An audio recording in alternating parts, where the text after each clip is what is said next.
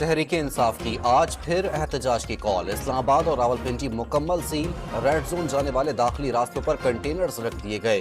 راولپنڈی میں موٹر وے کے 4 انٹرچینج بند، metro bus service آج بند رہے گی۔ اسکولوں میں چھٹی دے دی گئی، موبائل فون سروس معطل، موٹر سائیکل کی ڈبل سواری پر بھی پابندی عائد۔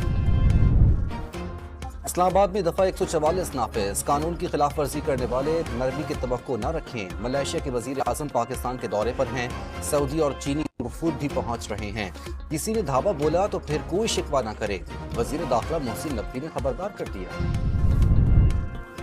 حکومت پنجاب نے لاہور، راولپنڈی اور اٹک میں رینجرز کو طلب کر لیا۔ راولپنڈی، اٹک اور سرگودا میں 3 دن کے لیے دفعہ 144 نافذ کر دی۔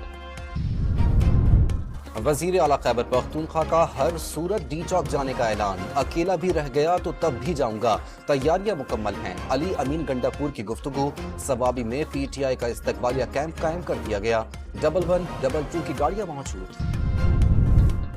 Army chief general Syed Asim Munir سے ملائیشین وزیر اعظم کا 2 طرفہ اسٹریٹجک مفادات، علاقائی سلامتی اور دفاعی تعاون پر تبادلہ خیال۔ انور ابراہیم نے علاقائی امن و استحکام میں پاکستان کی مسلح افواج کے کردار کو سراہا، دہشت گردی کے خلاف جنگ میں قربانیوں کا اعتراف۔ اسرائیلی طیاروں نے بیروت پر بارود برسا دیا، 24 گھنٹے کے دوران 37 شہری شہید اور 100 سے زائد زخمی۔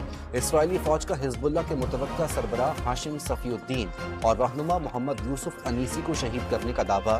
حزب اللہ نے تاحال ہاشم صفی الدین کے شہید ہونے کی تصدیق یا تردید نہیں کی۔